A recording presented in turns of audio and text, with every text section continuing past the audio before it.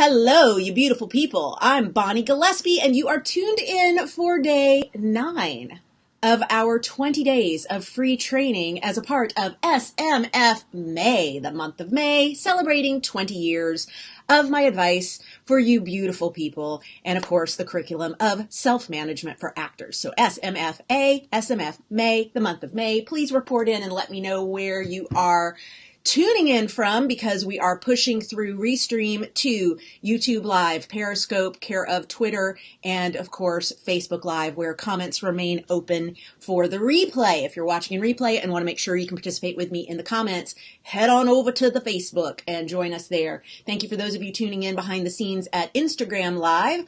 I will, of course, put up the link. BonnieGillespie.com/20, link in bio for Instagram.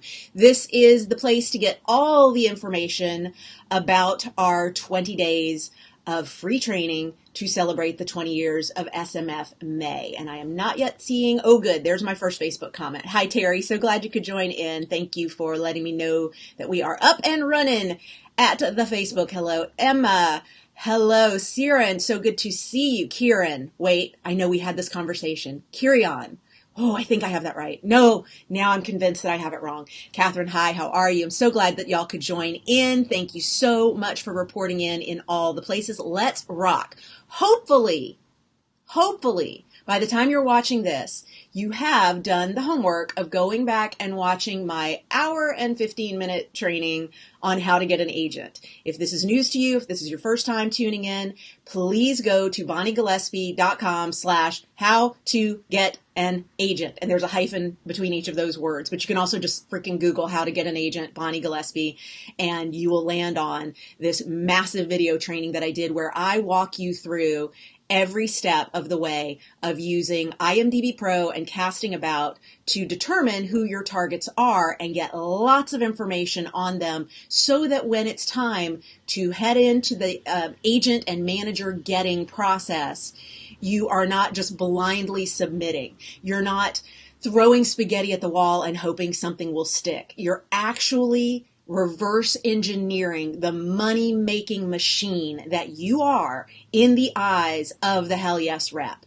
And this work is crucial because you don't just want any agent.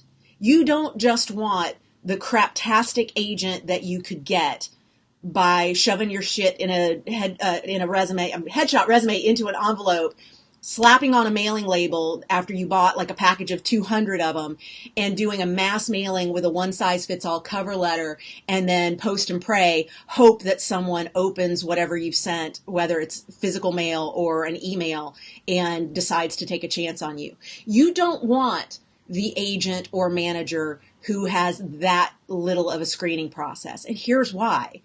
Part of the agent and manager job, the rep work, is a filtering system for casting directors. So you want a filter who is actually worthy in the eyes of casting of filtering talent to those buyers. Okay, so just as the casting director is a filter for the producers and the directors and the writers and the showrunners and the network and the studio and the production company, the casting director is a filter so that those people and those entities don't have to go through every conceivable option to find the best fit of each actor to each role for each project. So just as the casting director is a filter, the agent, the manager, is a filter. And if you get an agent to sign you without ever having seen you perform, without having ever looked at your work, without ever having determined that this is the thing that you do best as a storyteller, and I understand how to pitch you to my buyers, that agent, that manager, ain't worth a damn thing. So why would you want the kind of rep that you could get easily? And the answer is you wouldn't. And I'm not saying it has to be hard, but it does have to be a little work intensive. And this is where we really separate out those actors who know they're running a business and the creatives who are not afraid to put in the work of analyzing the market, of understanding a little bit about buyer psychology, about really researching the relationship that they're hoping to create long term with these buyers, and the slackers. And the slackers are the ones who are like, I'll throw spaghetti at the wall and eventually something will stick. Sure, that's true. A broken clock is right twice a day. So you're right. You can absolutely get it all wrong and submit your one-size-fits-all cover letter, headshot, resume to your one-size-fits-all, all the agent managers that you can find addresses for, and get signed. But what does that do for you? What all that means is you go, whew, okay, I'm repped. Now what? What's happening? Where are my auditions? I have an agent. Am I on Do Not Disturb? Why am I not getting all the auditions now that I got the agent? Because you got an agent that would sign you without even looking at you. What do you think that agent's reputation might be with casting directors? Y'all, this is a relationship business. And when I put out a casting notice on Breakdown Services and Actors Access, I'll use a very specific example. There was one role that I was casting that received, this is my all-time record holder, most submissions on a single role ever project. And this was for a feature film I cast a few years back. A decade ago now. And we received 3,200 submissions for one role. And the role was for the Caucasian female, early to mid 20s, to play Ernest Borgnine's, to play Piper, whose daughter was she? Piper Laurie's granddaughter?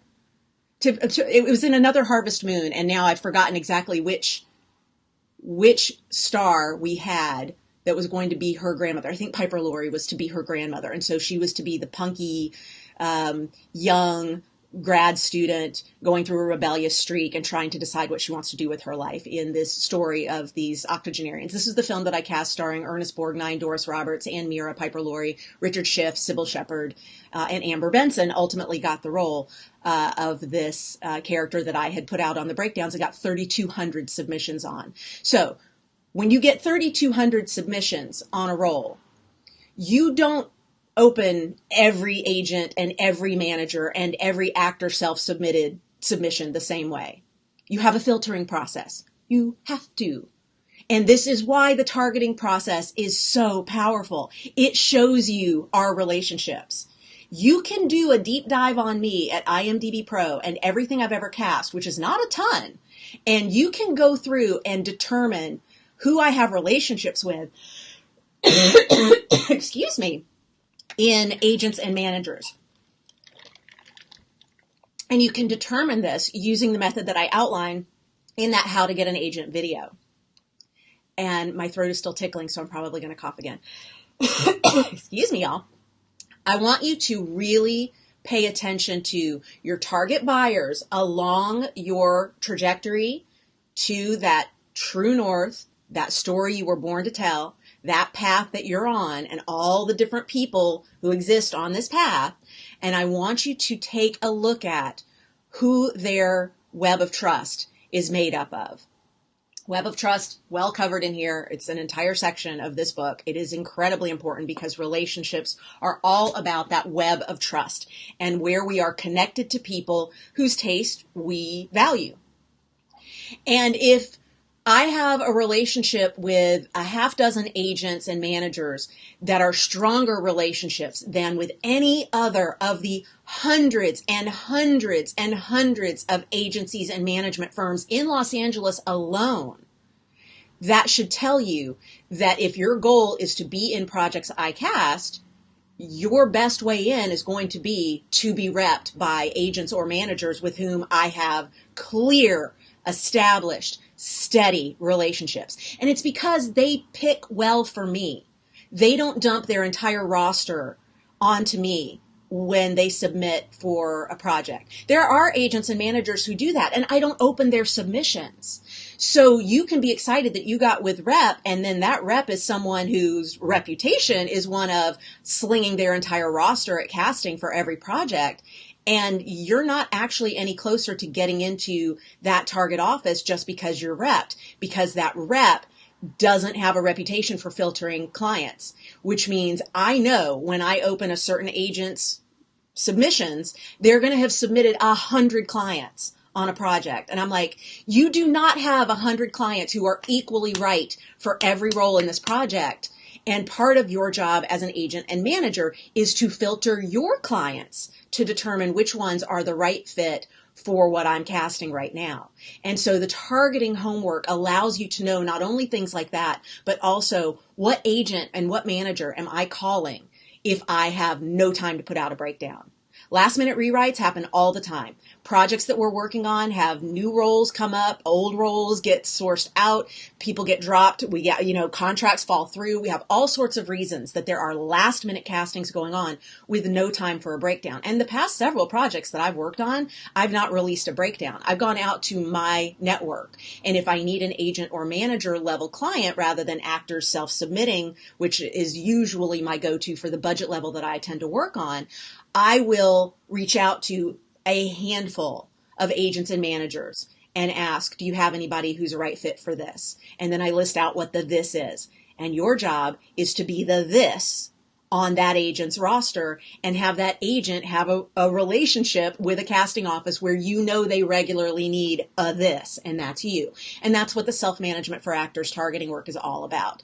So when you get really clear on who your agent and manager targets are, it's relationship building the same way it was for yesterday's conversation, where we talked about doing that completely organic deep dive to search through and find out what sort of charities are they into, what sort of causes rile them up, are they political out there on social networking, or do they really play things close to the vest and you can't kind of figure out who they are socially or in terms of activism out in the world. That there are people that are going to be incredibly revealing and people who are going to not be, but that in itself is already revealing. The fact that someone doesn't share a lot online tells you something about who they are. And that may mean they're an even better fit for you. It's just going to mean you have to do a little deeper work to learn more about them as human beings.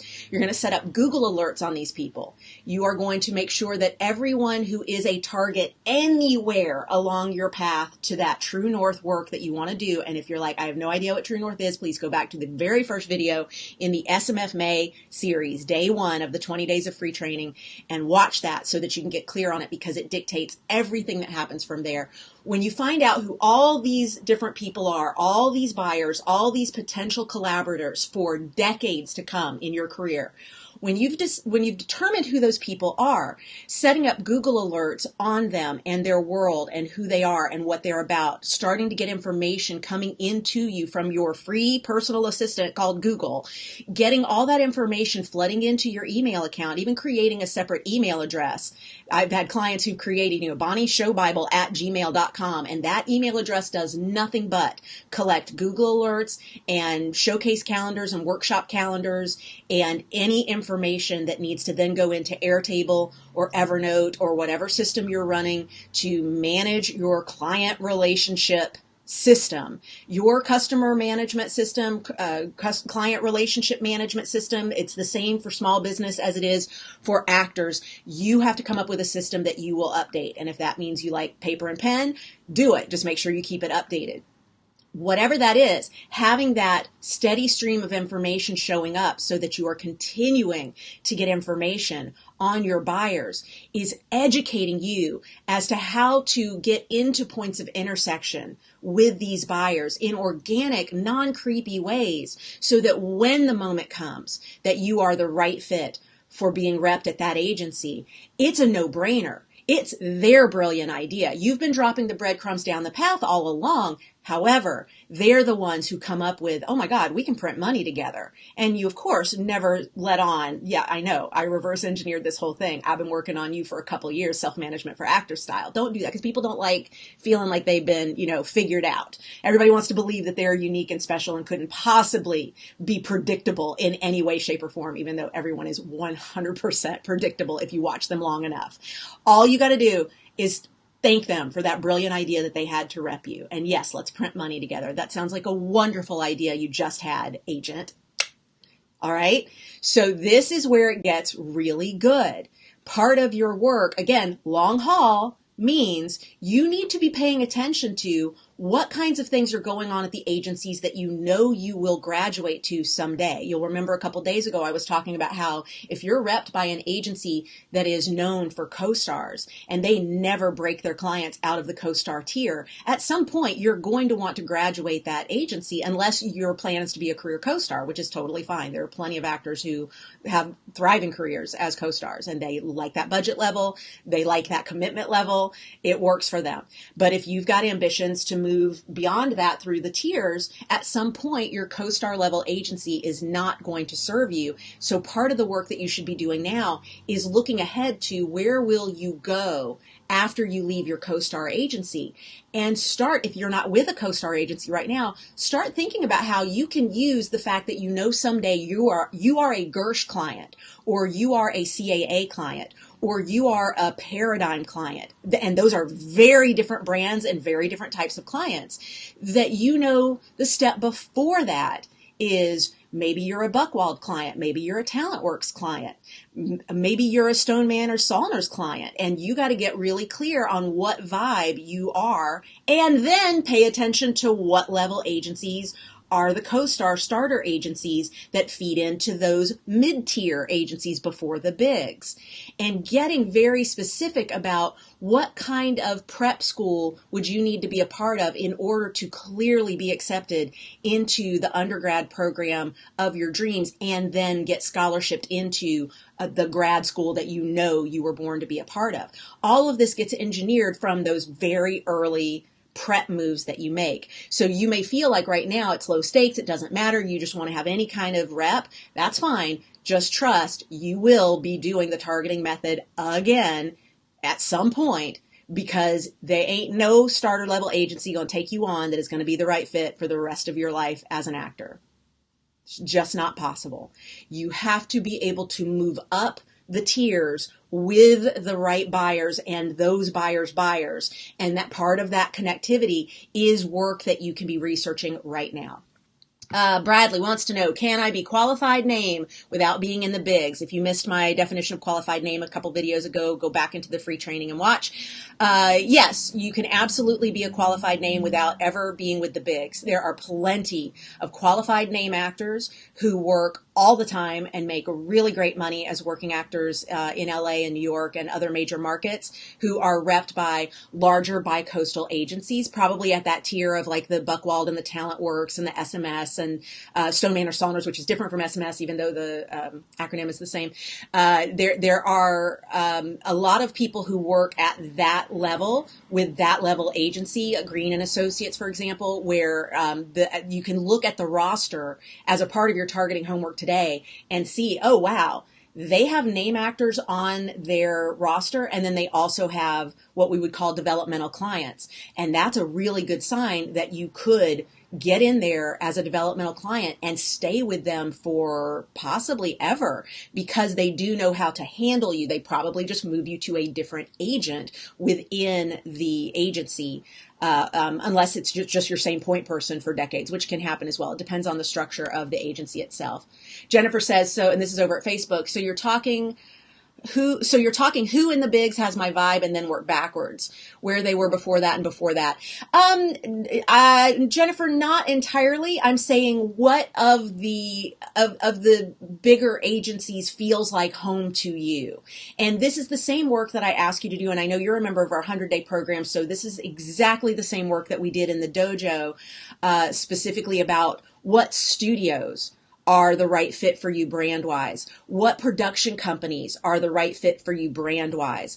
What, when there's a perfect example, there was a ninja who was on a flight, and a long international flight, and he took a picture of his screen from the entertainment system of what he had been watching all through the flight, and he had watched 4 different movies, and he tagged me in it when he put it up, and he said, "Oh, sweet Jesus, I just watched 4 different projects and every one of them was produced by A24. And what the fuck?" And I'm like, You think you got a type? You think you got a studio or production company that feels like the right fit for you? So he then started a round of research from there going, who are the people that are at that company and where are they repped? And then you start looking for packaging deals that are taking place at the production companies and the studios and the networks on big projects that you know fit on your tier trajectory to your true north storytelling life. And that allows you to map out, oh my God, I'm such a Gersh client. And then you're able to go, great. Before people were at Gersh, where were they? And we have a day on this in the 100 as well, where I teach you how to use the trades and the Internet Archive Wayback Machine to search out where were people before they made their leap to the bigs, because by then they're hiring fancy publicists, or the network puts out a statement, or the agency puts out a statement. And you can find in old editions of the trades places where their former agency congratulated them on some big step in their career, Academy nomination or a qualifying festival or something like that. So all of this stuff can be mapped out, and we can dig on that a little more in the dojo if you're going to be doing the summer round with us again, which, by the way, if you're alumni watching and you want to do the live summer round of Getting Gear for the Next Tier, we've sent you email inviting you back. And if you're like, I have not seen that email, check your spam filter, check your promo tab, check under the hood, look under the archived messages to see if you can find it, because I've sent a couple, and we want to make sure that if you want in, you get in before it's too late, because once we start the live round, we close off everything at Getting Gear for the Next Tier so that we can focus on the summer live round with all the fun Q&As and deep dives that we'll do together. Freddie says over at YouTube that reverse engineer game is money. Freddie, I'm going to tell you, that picture that you tagged me in at Instagram where you are sitting at the desk like some businessman with all his stuff everywhere doing that targeting work and learning this person casts for this person and this person is showrunner for this person and this person is always the DP for this person. And I'm just like,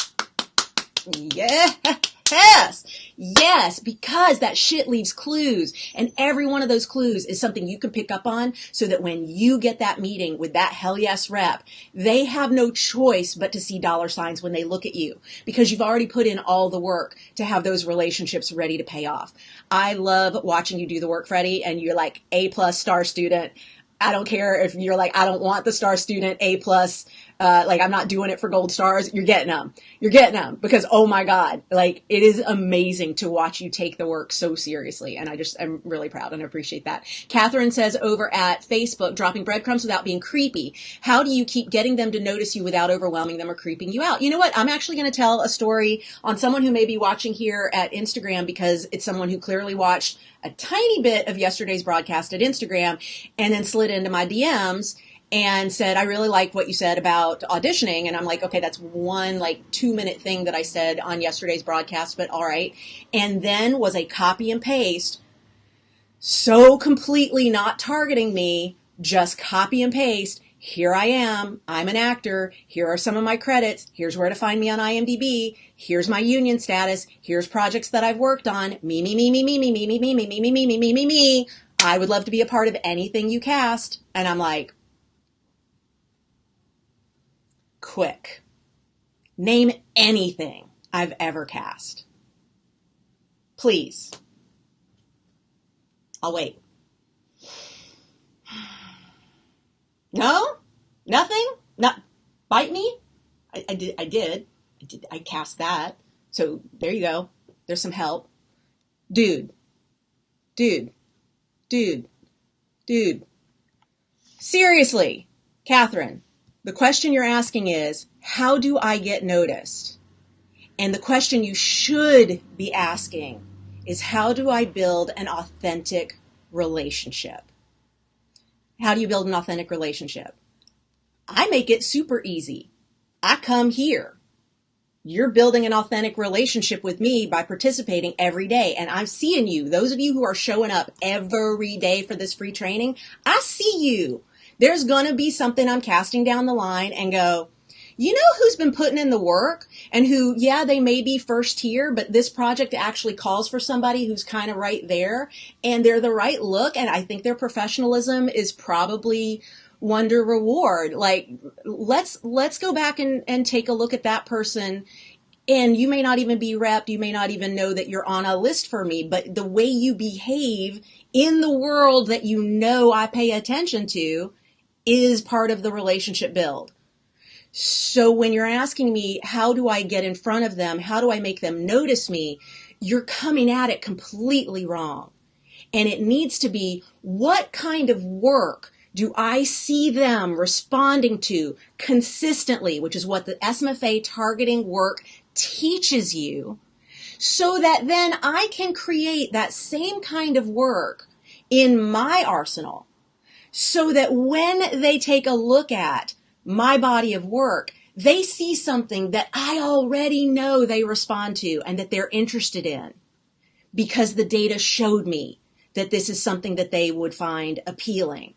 And then through that web of trust research, through all of this unglamorous, getting behind that computer screen, getting into Google, getting into Casting About, getting into IMDb Pro, getting into their social, really learning about these people as if your next booking depended on it, you are in a place where you are absolutely able to position yourself to be seen as a solution to a problem that we are going to have down the line.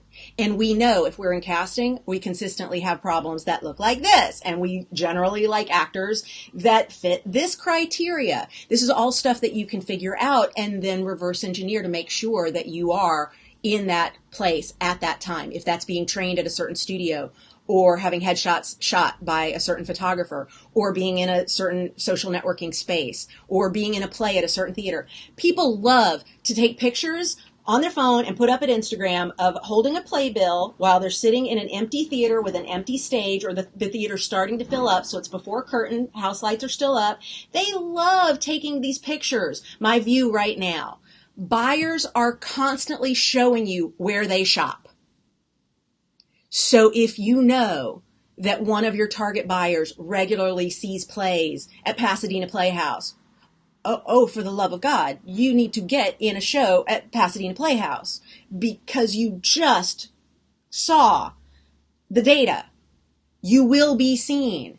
And then, of course, you've worked your bio using the self-management for actors methods. And in fact, we're going to get into bio later this week. So make sure you're tuning in all week, all month. But later this week, we're going to do bios. You're going to have written your bio in a style that you know is already bait to someone who's a buyer at this level for these kinds of projects. You've already infused your words with the things that you know these buyers respond to, because your research will pay off. And then people are going to look at that and go, how did you make that happen? Oh my God, I've never seen anybody be so successful so quickly. And then you're going to hold up something gold and shiny. And someday you're going to say, I want to thank all the people that you got to thank first, because I know, I'm not going to be first, but then there's going to be a moment where you get to say, and you know what? I want to thank Bonnie Gillespie, because without the self-management for actors tools at the beginning of my career, I would have never made it as fast this far. So thank you, Bonnie. And then every time that happens, my Google blows up because everybody's like, who's she, what's she do? I need to work with her. And then my DMs explode with people going, hi, please make me famous. And I'm like, have you read the book? Have you watched my free training? Have you listened to my podcast? Have you read the 20 years of blog posts before it was even called blogging? I was doing it. No? Okay, maybe start there. Questions that y'all might have about agents and managers and targeting. Anyone? Yes, Melissa. Someone has, in fact, many times thanked me in a speech. There are quite a few of those moments that have been chronicled over the years at different tiers. And of course, y'all all know we have quite a few now Emmy-winning ninjas as a part of our collection. And that makes me so happy, especially being an Academy voter, an Emmy voter. Which I love getting to do. And oh my God, so many of y'all are putting yourselves in, or have put yourselves in. The deadline was earlier this month for Emmy nominations this year. And it just makes me so happy when I go through and get to do the voting and I'm looking at all the for your consideration stuff. And I'm like, ninjas. It makes me so happy. So beautiful people, we have made it to through day 9. So we still have more than half of our episodes of free training coming up in the month of May. I'll be with you tomorrow. I will be with you Wednesday. I'm going to take Thursday off I mean, not from y'all. I'll take it off from y'all. I'm going to be doing expansive capacity all day Thursday. So those of you who are members for that, I will be seeing you then. And then, of course, we will do live trainings as part of SMFMA again on Friday and Saturday and Sunday. Oh my gosh, like it's all month long. A reminder, BonnieGillespie.com/20 will get you signed up for updates when we go live and also a follow-up on the replay. You can also submit your entry to our scholarship contest there if you are interested in joining us for 100 days of an amazing SMFA summer school. We're doing Getting Gear for the Next Tier live with a deadline to enroll May 31st. Welcome those of you who have already enrolled. Yes, you can still submit for the scholarship, and if you win, we will either refund your tuition for Getting Gear for the Next Tier live, or you can book a coaching session with me, which has actual greater value. So whatever, it's your choice. We leave it to you. You are absolutely welcome, Bradley. It is my pleasure. Thank you, Catherine. Of course, my pleasure. And Terry wants to know, upon submitting to target agents, some ask for electronic submissions. Should we do mailings as well? The thing with physical mail, Terry, is that it's harder to ignore. And it's more novel lately. So you may find that physical mailed submissions actually get you looked at in a way that email does not. Email is super easy to ignore, and a lot of people do. However, if your targets are telling you exactly what they want you to do, you should follow their instructions to the letter, because part of professionalism is I see you have instructions, I follow those instructions. And so it also is things like respecting, don't do a follow-up call on a Monday morning. I mean, my God, what are you thinking? Like, there's certain rules of etiquette of just running business that should be common sense that, that go along with all of that. But if you are going to do a physical mailing and they've said on their website electronic submissions only, be prepared that it's just going to go straight to the trash. But it could do that anyway. So let's see. My pleasure, Vernissa. Thank you so much for joining me. Jimmy is asking on YouTube to find a starter agency. We should look at type of agency that could be there with us at the ultimate point in that true north and work backwards, right? I like the idea of knowing where feels like it might be at home for you for those true north goals, and then working backwards from there, because then it's going to get very clear how many agents and managers live way off the path. Like, you may learn, if I know I'm going to be with this agency over here at some point, someday, because of the level of work that I plan to do, I will never have started at this agency, because I can see zero intersection between the clients at this agency and anything along my path for where I want to go to my true north. So what it does is it helps you eliminate a big number of opportunities or options. And that's good, because there can be option overload if we're not careful. And especially in a market the size of LA, you've got a lot of people to choose from. One last question. Jamie Lee says, if we're interested in both commercial and theatrical representation, is there one that would be better to focus on first, or do targeting simultaneously? My point of view on all of this is actually something I wrote in, I think, the very first column I did for Actors Access. It's not the one thing you do, it's all the things you do. What that means is you can choose to isolate and compartmentalize and think that it only needs to be one thing at a time, but ultimately it's going to be all the things. And because ultimately it's going to be all the things, you need to start thinking like a master chef. And if you've not ever read my piece on Master Chef, and I think there's also a podcast episode that corresponds with it, so hopefully you're subscribed to my podcast on iTunes or where else are we? Spotify. Currently in our 10th season of the work. Take a look at the Master Chef piece, and my team is here in the comments at Facebook, and I'll drop the link for you as well. But take a look at the Master Chef analogy, this metaphor that I use for how we have to be able to have multiple things going on simultaneously in the kitchen, because the goal is not the best asparagus ever made. The goal is a complete meal, a complete experience. And that requires that brain being able to be in a whole bunch of places, often at the same time, without getting overwhelmed. So part of what we do with self-management for actors is break it down into manageable chunks so that you can easily find a way to do that next thing that you need to do. And if you're in a position where the next thing you need to do feels like it's commercial targeting, do that. Just be aware that if you are going to an agency that has both a commercial and a theatrical division, you have to have answered the question for yourself before you submit, is this a hell yes for both both departments for me, because you may end up getting yourself signed across the board at an agency that has a less than hell yes theatrical division or legit division because you were so excited to sign with them commercially, and then you're kind of stuck. So just be really, really mindful of that. I'm glad that analogy connects with your brain. My pleasure. Y'all, we went a little bit over. Thank you so much for joining in all of this. We will do it again tomorrow. And remember, BonnieGillespie.com/20 gets you all the info so you don't miss a thing. Thank you so much for joining me on all this awesomeosity, you beautiful people. Until next time, stay ninja. Mwah!